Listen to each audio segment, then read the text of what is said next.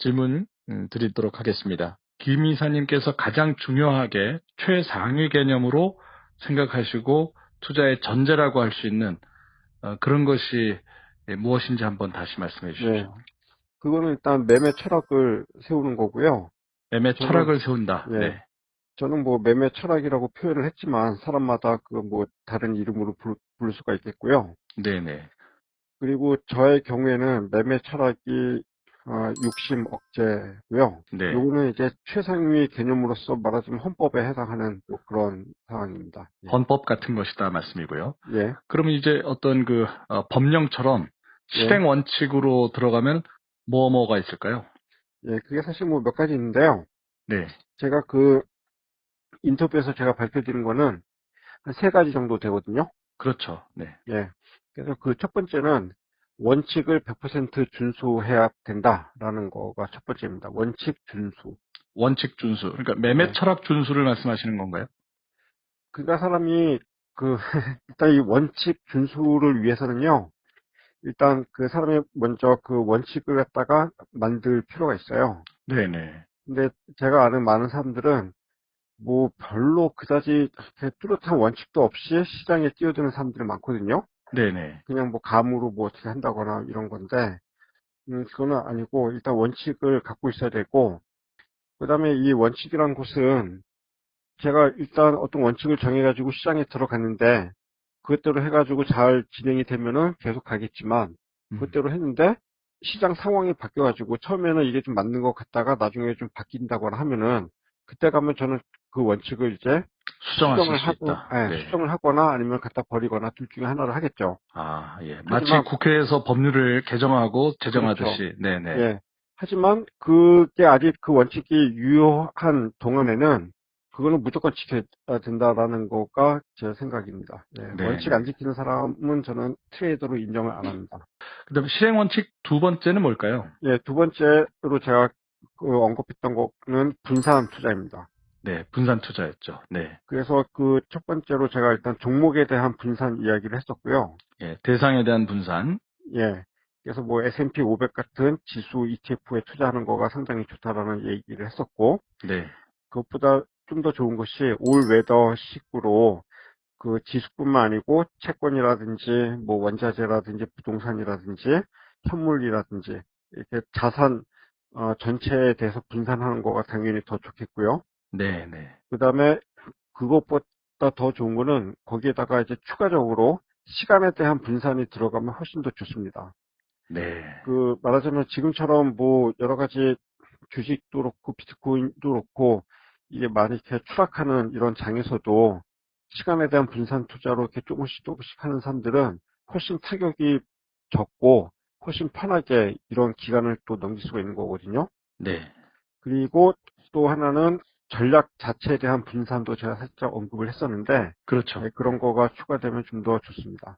그리고 참고로 말씀드리자면은 네네. 지금 이게 뭐 암호화폐 시장도 그렇고 주식 시장도 그렇고 많이 이렇게 지금 하방으로 가고 있는데요. 네. 엄청나게 예, 힘들죠. 그렇죠.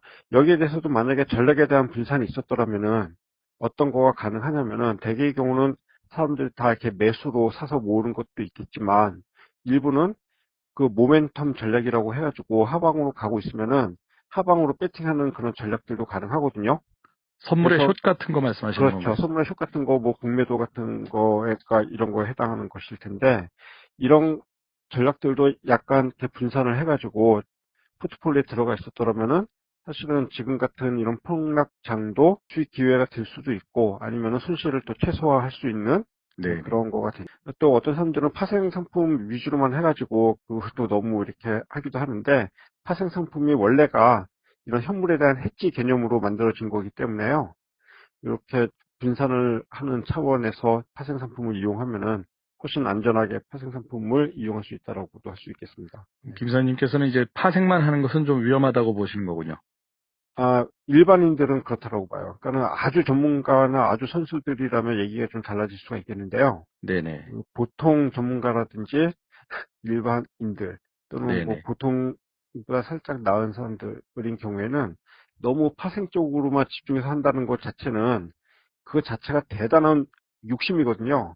제가 첫 네네. 번째 매매 철학에서 그 욕심 억제를 말씀드렸는데 네네. 이거는 저의 매매 철학하고는 아주 반하는 것으로서 말하자면 상당히 위험한 일이다라고 일단 저 개인적으로 그렇게 생각을 합니다. 보통 사람들은 이 분산 투자하면은 뭔가 따분하고 굉장히 방어적인 개념에 불과하다라고 생각할 수 있겠는데요.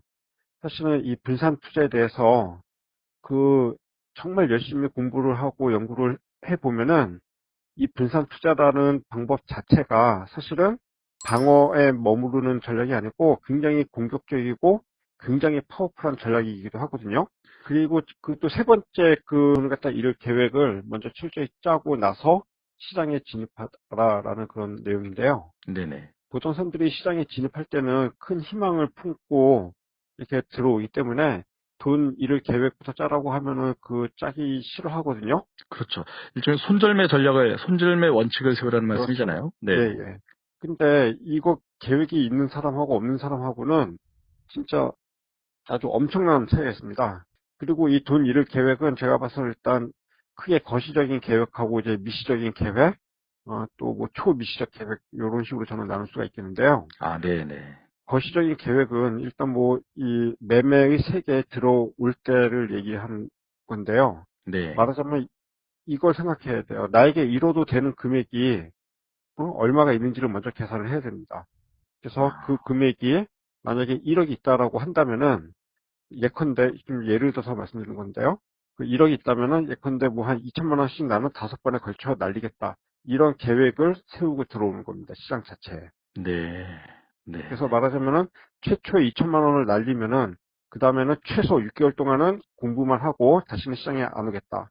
그래서 이제 두 아, 번째로 시도를 했는데 또 2천만 원을 또 날리면은 그때는 이제 6개월의 두 배인 1년간은 최소한 1년간은 공부만 하고 이제 승산이 있다 싶을 때나 이제 세 번째 2천만 원을 날릴 각오로 세 번째로 시장에 진입하는 거고요.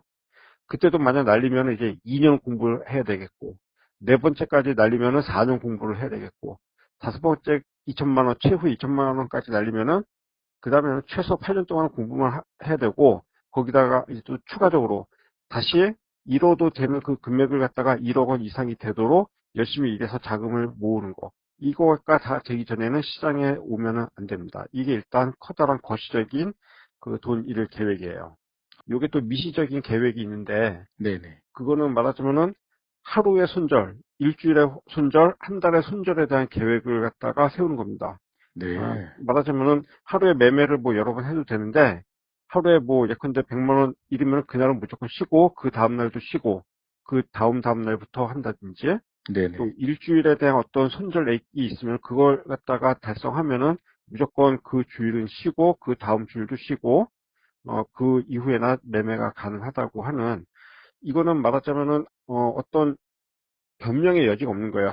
하루에 만약에 100만 원 잃으면 쉬기로 했으면은 100만 원 닿다 싶으면은 아무 이유 없이 그냥 다 청산하고 올스톱 해야 됩니다. 이게 네. 이제 미시적 계획이고 마지막으로 초미시적 계획이라는 것은 이제 각각의 트레이딩에 진입할 때에 대한 어떤 일종의 손절 계획 같은 거가 이제 초미시적 계획이라고 볼 수가 있겠고요. 네. 제가 사실은 일절에 대한 계획 또는 돈 벌 계획, 이런 것도 사실은 필요 없는 게 아니거든요. 이거 역시 대단히 중요하긴 한데, 그것보다는 이렇게 잘 이룰 계획이 제 생각에 훨씬 더 중요해요. 그러니까 제 이야기를 들어서라도 저보다 먼저, 좀 더 초창기에 이런 걸 갖다가 이렇게 습관화 하시면은 훨씬 좋은 성과를 내실 것 같습니다. 예. 네, 이사님 감사합니다. 정말 이렇게 중요한 원칙을 공유해 주셔서 다시 한번 감사드립니다.